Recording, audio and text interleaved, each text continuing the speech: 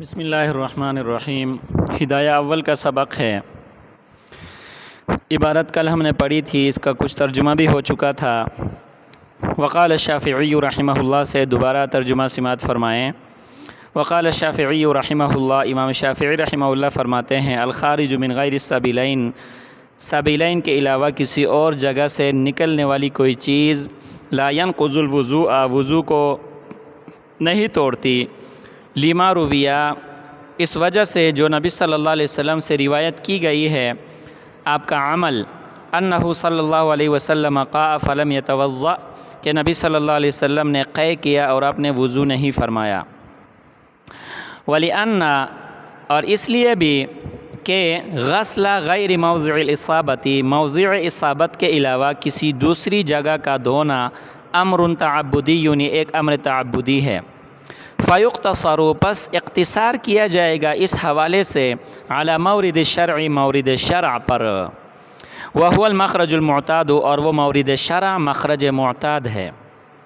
ولنا، اور ہماری دلیل، قولہ علیہ السلام، نبی صلی اللہ علیہ وسلم کا یہ قول ہے، الوضوء من کل دم سائل، کہ وضو لازم ہے ہر اس خون سے جو کہ بہنے والا ہو۔ وقولہ علیہ السلام، اور نبی صلی اللہ علیہ وسلم کا یہ قول، من قاء، جو آدمی قے کرے، او رعفا، یا اس کی نکسیر پھوٹے، فی صلاتہ، نماز کے اندر، فلینصرف، اس کو چاہیے کہ وہ اپنی نماز سے چلا جائے، ولیتوضأ، اور وہ وضو کرے، ولیبنی علی صلاتہ، اور وہ اپنی نماز کی بنا کرے، ما لم یتکلم، جب تک اس نے بات نہیں کی۔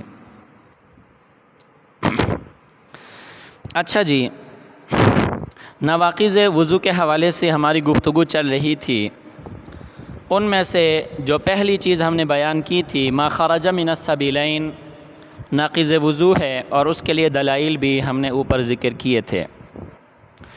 دوسری چیز خون ہے، اور تیسری چیز قیح، یعنی پیپ وغیرہ جو زخم سے بہتے ہیں، یہ بھی نواقض وضو ہیں عند الاحناف، بشرطے کہ یہ زخم سے نکل کر بدن کی طرف کیا ہو جائیں، تجاوز کر جائیں، یا خون اگر ہے تو وہ نکل کر کھال کے اوپر سے جو جگہ ہے اس کی طرف تجاوز کر جائے۔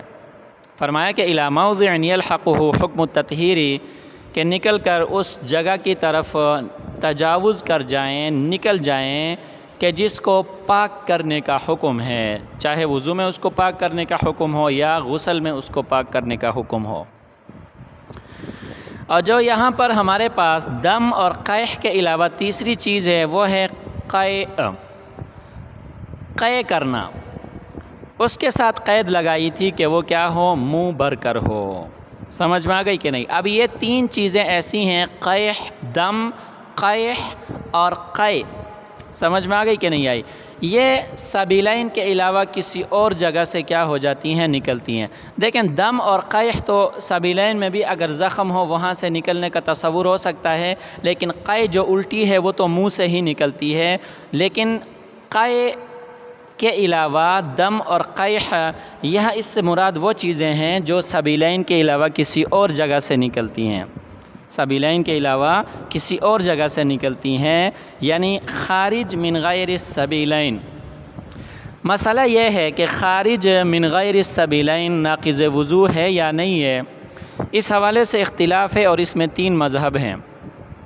چونکہ صاحب ہدایہ نے امام شافعی رحمۃ اللہ علیہ کے دلائل کو پہلے بیان فرمایا ہے، اس لیے اپنی آسانی کی خاطر ہم ان کے مسلک کو بھی پہلے بیان کریں گے۔ مذہب اول امام شافعی رحمۃ اللہ علیہ کا ہے۔ امام شافعی رحمۃ اللہ علیہ کے نزدیک خارج من غیر السبیلین ناقض وضو نہیں ہے، خارج من غیر السبیلین ناقض وضو نہیں ہے۔ اگر خون نکلے بدن سے، پیپ نکلے، بندہ جو ہے وہ الٹی کرے، قے کرے، تو امام شافعی رحمۃ اللہ علیہ کے نزدیک وضو اس صورت میں نہیں ٹوٹتا۔ مذہب ثانی احناف میں سے امام زفر رحمہ اللہ کا ہے۔ امام زفر رحمہ اللہ کے نزدیک خارج من غیر السبیلین مطلقاً ناقض وضو ہے۔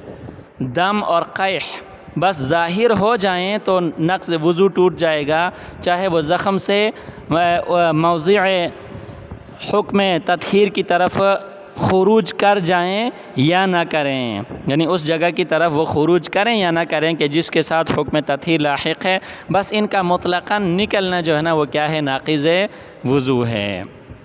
تو مطلقاً کا یہ مطلب ہے چاہے وہ مخرج سے جو ہے نا وہ خروج کریں یا نہ کریں۔ مذہب ثالث جمہور احناف کا ہے، امام ابو حنیفہ، امام ابو یوسف، امام محمد رحمہم اللہ کا۔ ان حضرات کے نزدیک خارج من غیر السبیلین جو نجاست ہے وہ مطلقاً ناقض وضو نہیں ہے، بلکہ اس کے ساتھ کچھ قیود ہیں۔ اگر وہ دم اور قیح ہے تو پھر ان کو نکلنے کی جگہ سے تجاوز کرنا اور خروج کرنا جو ہے نا وہ کیا ہے، نقض وضو کے لیے شرط ہے۔ اگر وہ قیح ہے تو پھر اس کے لیے منہ بھر کر ہونا نقض وضو کے لیے کیا ہے بیٹا، شرط ہے۔ اب دیکھیں ذرا دلائل کو سمجھنے کی کوشش کریں۔ ہم نے امام شافعی رحمۃ اللہ علیہ کے مسلک کو پہلے نمبر پر رکھا تھا، اس لیے ان کے دلائل بھی پہلے ذکر کریں گے۔ امام شافعی رحمۃ اللہ علیہ کی پہلی دلیل نقلی ہے، حدیث ہے، روایت میں آتا ہے کہ نبی صلی اللہ علیہ وسلم نے قے کیا اور آپ صلی اللہ علیہ وسلم نے وضو نہیں کیا۔ یہ امام شافعی رحمۃ اللہ علیہ کی کیا ہے، دلیل نقلی ہے۔ ہمارے پاس بھی دلائل نقلیہ موجود ہیں، ان کو ہم آگے اپنے استدلال کی جگہ پر ذکر کریں گے، لیکن یہاں پر امام شافعی رحمۃ اللہ علیہ کی اس دلیل نقلی کا جواب دیتے ہیں۔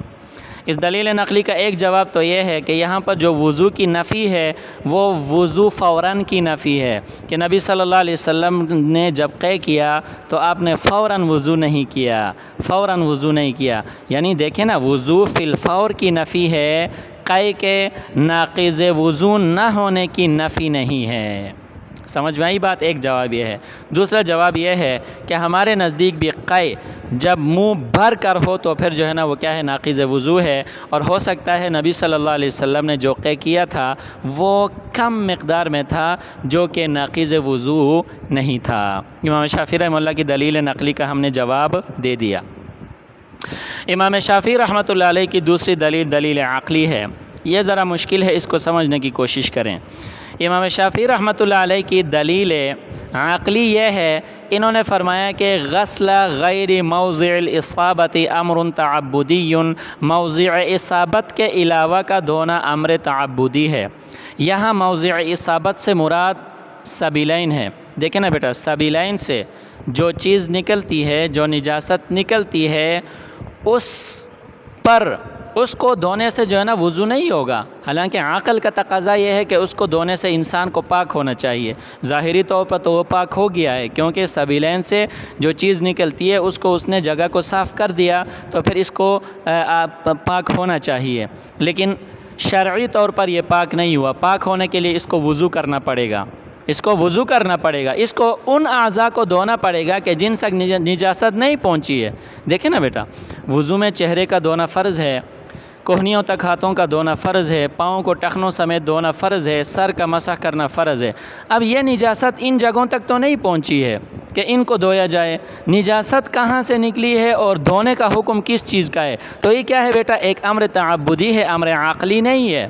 امر تعبدی اس کو کہا جاتا ہے کہ جس کا شریعت نے حکم دیا ہو اور عقل کے ذریعے سے اس کو معلوم نہ کیا جا سکتا ہو۔ اب دیکھیں، عقل کا تقاضا یہ ہے کہ جہاں سے نجاست کا خروج ہوا ہے اس جگہ کو دھونے سے اس آدمی کو طہارت حاصل ہونی چاہیے، لیکن شریعت کہتی ہے کہ اس آدمی کو طہارت حاصل نہیں ہوئی جب تک یہ وضو نہ کرے۔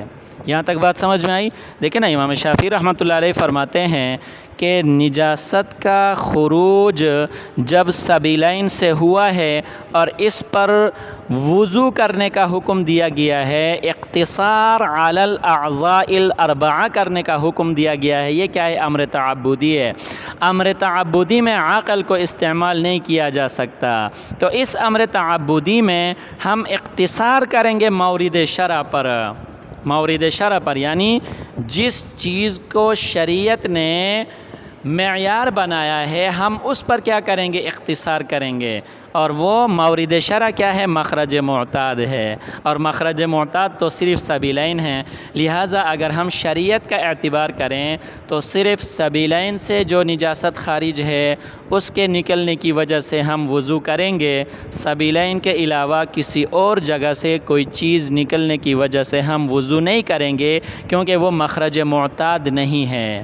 سمجھ میں آئی؟ خلاصہ کلام یہ ہے کہ امام شافعی رحمۃ اللہ علیہ فرماتے ہیں کہ تم نے مخرج غیر معتاد کو مخرج معتاد پر قیاس کیا ہے، یہ درست نہیں ہے، کیونکہ مخرج معتاد سے نجاست کے نکلنے کی وجہ سے جو وضو کا حکم دیا گیا ہے وہ امر تعبدی ہے، امر عقلی، امر قیاسی نہیں ہے۔ تو ایک امر تعبدی، امر شرعی پر کسی چیز کو قیاس نہیں کیا جا سکتا جبکہ وہ امر معقول نہ ہو۔ سمجھ میں آ گئی کہ نہیں آئی؟ امام شافعی رحمۃ اللہ علیہ کی دلیل عقلی سمجھ میں آ گئی۔ اب احناف کی دلیل نقلی ذرا سمجھ جائیں۔ احناف کی دلیل نقلی میں سے ایک ہے دلیل تو نبی صلی اللہ علیہ وسلم کا یہ فرمان ہے کہ آپ نے فرمایا الوضوء من کل دم سائل۔ سمجھ میں آ گئی کہ نہیں؟ اب دیکھیں یہ حدیث کیا ہے؟ قولی ہے۔ سمجھ میں آ رہی بات؟ اور دوسری حدیث قے کے حوالے سے ہے من قاء او رعف فی صلاته فلینصرف، نبی صلی اللہ علیہ وسلم کا حکم ہے، اور یہ حدیث بھی کیا ہے؟ قولی ہے۔ ان النبی، امام شافعی رحمہ اللہ نے جو دلیل نقلی پیش کی تھی کہ ان النبی صلی اللہ علیہ وسلم قاء فلم یتوضأ، وہ دیکھیں وہ حدیث کیا ہے؟ فعلی ہے، اور ہم نے جو حدیث دلیل میں پیش کی یہ حدیث کیا ہے؟ قولی ہے۔ اور آپ لوگوں نے اصول میں پڑھا ہے کہ بوقت تعارض حدیث قولی کو حدیث فعلی پر ترجیح حاصل ہوتی ہے۔ سمجھ میں آئی بات؟ وَلِأَنَّ خُرُوجَ النَّجَاسَةِ، یہاں سے آگے احناف کی دلیل عقلی بھی ہے اور امام شافعی رحمۃ اللہ علیہ کی دلیل عقلی کا جواب بھی ہے، یہ انشاءاللہ اگلے درس میں پڑھیں گے۔